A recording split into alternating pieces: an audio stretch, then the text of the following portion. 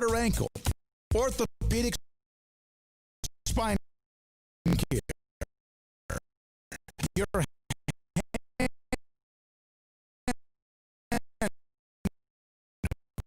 or wrist, knee, and shoulder pain, or if you're in need of arthritis or total joint clinic, come see us. The new Baylor Scott and White Ted and Sue Getterman Sports and Orthopedic Center. Trust the doctors at Baylor Trust, Southwest Sports Medicine, and Orthopedics. Our goal is to get you back in the game.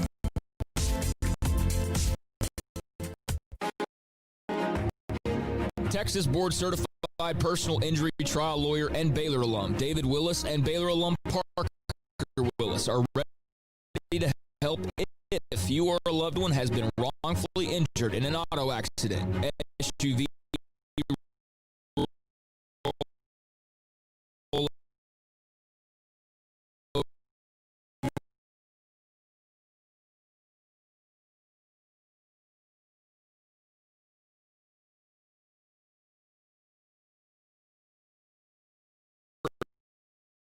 industrial accident, 18-wheeler crash, or seriously injured by a defective product or recalled drug.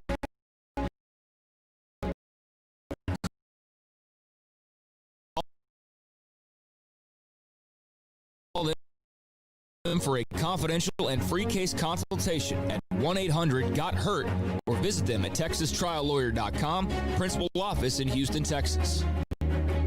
Do you or your kids get nervous about going to the dentist? Stonewood Dental, Dr. Steve Childress, he can help. I've spent a career taking care of patients who as children had bad experiences, and now they're adults that hate going to the dentist. If I get a kid at 3 years old, and they come every 6 months, it's a happy experience. It's normal for them. Now they have an accident at 6 or 7 or 8 at school. Now they have a broken tooth or a trauma.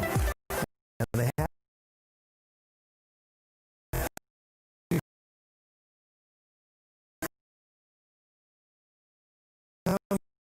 here. They're used to lights. They're used to water in their mouth. They're used to experience. They already trust us. It's amazing what we can do with that kid without it being a negative thing. But if I see a 6 or 7 or 8 year old that's never been to the dentist, and now they have a trauma or an unfortunate unexpected toothache, it's harder to do that for that kid and it not be somewhat of a negative experience. So bottom line is I try to teach kids and adults and teenagers and everybody the way I'd want my family treated, which is where it's a necessary part of life. You just take care of it. It doesn't have to be that big a deal. Learn more, stonewood-dental.com. This is Sikkim 365 Radio. The 4 o'clock hour is sponsored by Boozer's Jewelers, the wedding ring store, specializing in custom jewelry and repair, all in-house. Ebner breaks a tackle with the 7 touchdown. Taken it 14 yards. Here's David Smoke, Paul Catalina, and Craig Smoke. The Riverbend Liquor and Wine text line's open at 254-339-1122. We did get a text about Brigham Young and also a text when I thought that maybe Andrew Billings had signed a one-year deal when he's opting out of his year with the Browns. The Brigham Young edition, I'd love it. And here's from the 469-254-339-1122. We have a lot of time here in this 4 o'clock hour. And the phone number, we're going to give that to you in a moment. The text line, 254-339-1122. What are your thoughts about what the Big 12 has done? Did they, by taking their time, get it right? And a couple of notes on the Cowboys here in just a second. The 4-6-9, it would have been interesting if Brigham Young and the Big 12 could have worked it out. This opportunity to include them on the schedule. I understand the problems. Craigie goes, I believe it is still in the Big 12's interest to prepare for the next round of what will be collegiate realignment. Yeah, that's coming down the pipeline. And I don't sound real excited for it just because it's been something that's already been talked about now for 3 or 4 years on what it's going to look like. But I do think that, when you go and you start saying things years out, there's just a lot of people now that just say things and then there's no repercussions for them being wrong. So, for example, like 2 years ago, there was a bunch of talk about realignment, and I remember folks poking at Baylor like, haha, y'all aren't going to be in the Big 12 when realignment shakes up and blah, blah, blah. But a lot could happen in just a day's time, much less several years' time. So for everybody who thought they had college football figured out and what it was going to look like in 2024 and 2023 when all of these conference rights agreements expire and they start renegotiating, all those folks who had the big thought about the super conferences, Mack Rhoades threw a little gas on that with one of his answers a couple of weeks ago about the possibility of the bigger schools kind of maybe being on their own a little bit more. So that would tend to, be in line with what some have predicted would happen, but what also happened that no one could have predicted, and who knows what happens between now and 2023, 2024, is COVID-19. And so that's already shaken and changed our world in so many ways that we are aware of and that we're not even aware of just yet. And so who the heck knows what it's going to look like in 4 years, right? And what college football is going to look like. But no, certainly that's something that people, like I said, have been talking about for 2, 3, 4 years now. The big super conferences forming and all of that. But I sure hope the Big 12 does have some plans in place for about 4 years from now because they're going to need them, and it's going to get Wild West and potentially pretty crazy. So I really do hope that, and I would imagine that the Mack Rhoadeses of the world know kind of their place over the last few years, although they've made up a lot of ground, and realize that, hey, they're not a huge school. They're not a school with tons and tons of money. And they're not a school with a big stadium and things like that. So, they're going to have to be very, very careful about how they navigate these waters because they're not a sure thing if something dramatic like that were to happen. Now, they've got a lot of time, but as we saw with COVID, back in March, everybody thought they had a lot of time, and suddenly we're out of time. 4 years, that is a lot of time, but it will probably still be here before you know it. T-Rex from Euless, Mormons versus Baptists would have been a great game, but let's find another P5 to strengthen our schedule this season. Let the conference worry about adding teams next year. Yeah, it's there. T-Rex, by the way, that's from a previous. No, that was from today, 4:09. Thanks to T-Rex who's listening to us. One of the crazy fans, Baylor fans. I would have liked to have seen it. I think it would have been really cool. And BYU makes sense as a Big 12 team. I just don't know really outside of just the money breakdown what the hesitation is for the conference in wanting to add. But it'll be interesting to find out if somebody ends up playing their one non-conference game against somebody that they had not planned earlier and who that might be. And hopefully it's a good game. The Big 12 will need those because they lost a ton. The SEC crossover. Mavericks are in overtime against Sacramento. That's a game going on right now. I still have to kind of get used to that. At the end of overtime, they have not been able to finish. Eddie Sefko, of course it's going to overtime. Mavericks and Kings at 95. Neither team could score down the stretch. Finney-Smith and Wright missed point-blank tries in the final seconds, but Luka, by the way, 31, 19, and 11. 31, 19, and 11. And the text line just exploded. 254-339-1122 from Leon. And one thing that we didn't mention, because we haven't got caught up in the NBA so much, is the Mavs did clinch playoff spot a couple of days ago. Lakers clinched the top seed. So, that's all been going on. I don't know how closely everybody is still paying attention to that. But, yeah, the Mavs are in the postseason, but they have had some major issues with closing and things like that for sure. No question. From Leon, I don't know why they didn't have a Big 12 championship game before. That's the difference. You play 9 or you play 10. Two teams are going to play 10. We're now joined by an elite and we go-to reporter for the NFL Network covering the Cowboys, Jane Slater, who had a bunch of nuggets today with Amari Cooper Dak Prescott's house and everything else in between. Jane, is it fun though that you're just now, or you can actually specifically discuss and talk to players in some way about football? You have no clue. Look, it's challenging for us because while I know the rest of the country has sort of been dealing with their workflow disrupted as it relates to COVID, we typically have a pretty good off season. In other words, when we're done with free agency and the draft, we sort of stop down. But as we are used to ramping up here and being an Oxnard and pedal to metal, we're still in this very fluid, unclear situation as it relates to what training camp is going to look like for not only the players, but for us. It's our understanding that they're in phase one right now. In other words, they're finishing their testing, and once they've gotten 3 negative tests, they're allowed in the building, and then that testing continues. And then they start the strength and conditioning aspect. And then phase 2 is supposed to start on the 13th. And, Stephen Jones, who we have not spoken with yet, or Jerry for that matter, told DallasCowboys.com last week, and speaking with Nick Heatman, he sort of talked about this situation remaining fluid as well, that this is sort of the QB option. Yeah. It's the best way to describe it.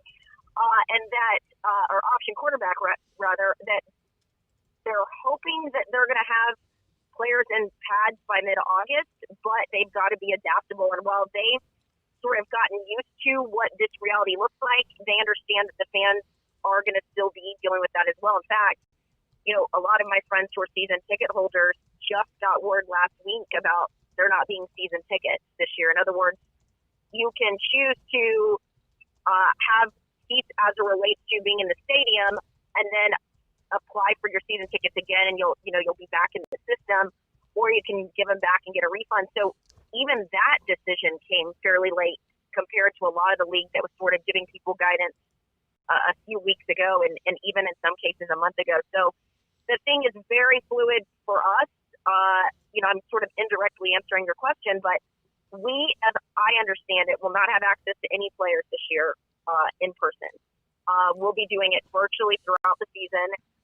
There's going to be a couple of us that are going to be in a certain tier that we're going to be required to test as regularly as the players. And if we have a negative test, we got to quarantine for 14 days until we test positive, and then we're allowed back in the building, and then we'll have access to the coaches' press conference, possibly a workroom, but as soon as the press conference is over, we're kicked out. So, and then some of us are going to be allowed to practice, but again, we're going to have as rigorous testing protocols as them. But even just now, I was on the call with some of my bosses asking them, all right, so when are they firing up next week, and when do you get tested? I don't know. So we're still sort of a week and a half away, and we don't know. And again, a lot of this has to do with the CBA. It's sort of been ongoing. It sounds like, I think at last check, Tom Pelissero is an excellent follower. One of my colleagues who's been following this very closely. Seems like they've shored a lot of things up, that opt-out date's going to be on Thursday. But then getting back to your question, we've been marinating on all of that. And a lot of us, I think, have been very cautiously optimistic that this season is going to happen. There have been some that have intimated to me that they're not as confident, which is concerning. But talking to the players like Amari Cooper today, what I love about Amari is he's one of the most cerebral players on that roster. I find it, this is the guy that we've talked about. He loves playing chess, which, by the way, he was playing chess in the building with teammates yesterday. So that was some return to normalcy. And he just talked about he's always sort of adapted to situations. And so he hasn't considered that all this weird. And then I've got to think for the incoming rookies, this isn't all that new to them since they don't really know what to expect anyway. I think for some of the players, like the veterans, guys like Tyron Smith and Zach Martin, Sean Lee especially, this is certainly very, very different for them. But the feedback we got from Amari was that he's ready to go. And I thought was probably the most interesting nugget I know a lot of Cowboys Nation is talking about today. Dak Prescott, we saw it in some of his posts in the background. He's got this beautiful house, and I don't want people to geolocate where he lives, but north of the Star. And he built a football field. So while he was holding out contractually, he wasn't holding out his services from his teammates. We saw him and Ezekiel Elliott working out with Des Bryant early in COVID and getting slammed for it. But it sounds like they've been pretty regular in dealing with the running backs, the tight ends, and the wide receivers in terms of their timing and getting together. They were doing it at a location that wasn't his house, but recently, since that field has been completed, they've been working pretty regularly together. So I think that excited a lot of fans that haven't seen the videos like Tom Brady working out. I think they just caught a lot of backlash about working out during COVID and probably decided that this was something they didn't want to necessarily put out there. You know, Jane, and all that stuff that you said about the protocols, you did not once even get to how you're going to cover an actual game. Well, great question. Right now, and again, this is all so fluid. It's my understanding we will have no access to the locker room pre or post game. We won't have access to the field. There's a possibility that we would be on the first row. Our photographer will be on the third row. We have to wear a mask, and if we're not talking, then that mask, can sort of, I don't know if you saw my live shot the other day, I sort of had a bandana or a mask that, it's got to be visible. In fact, you've got to be using it. So when I was around, my first time at the Star since early March was last week, and I'll be there again tomorrow. But even then, as I'm not allowed to touch the mic, it's constantly being sterilized, so I'm not even allowed to hold it. My photographer and my audio guy and my producer have to wear masks. When I'm not talking on camera, mask is on. So we're being really, really careful about it as well, and we're not allowed in the facility. We're out in the plaza. So, and as for training camp, we are being very careful about who we put on the road. I cover the Saints and the Titans. Right now, they're not putting us on planes. So if it's drivable, we'll drive to the facility. But then keep in mind, we also have this added challenge of we've got to go through the testing protocol. So we're not allowed in the building unless we have multiple tests throughout the week showing we're positive. So then the network has to weigh the cost-benefit of analysis of, do we want to put Jane on the road in New Orleans or in Tennessee where she's going to be camping out in her hotel, a bubble of sorts, before I'm even allowed at practice and around the players. So, we're navigating a lot of it, but there are more questions than answers right now. And I think as we're getting sort of close to this thing today, and again, I digress, but I have so many questions just myself about the league. It felt really good just to talk football with a player today. And it felt real. Seeing Tom Brady out at practice, Tampa Bay Buccaneers for some reporters that, posted him, that felt normal. And so even Stephen Jones conceded this. Again, he talked to Nick Eatman last week, and if fans want to check it out, it's a 15-minute interview on DallasCowboys.com. He even talked about you just didn't know if we were going to get there. That's just, it's been a real concern about, in the absence of a bubble, how do you keep these players that are going home to their families? And the big argument for reporters was they didn't want us in the locker room because of where we might have been exposed. Yeah, you're sending home players to their families and friends, and you're hoping they're going to have a level of accountability and responsibility that they're not bringing it into the locker room and changing their teammates. So I think that's why everyone's just sort of cautiously optimistic. And I think a lot of players understand this. It's being preached.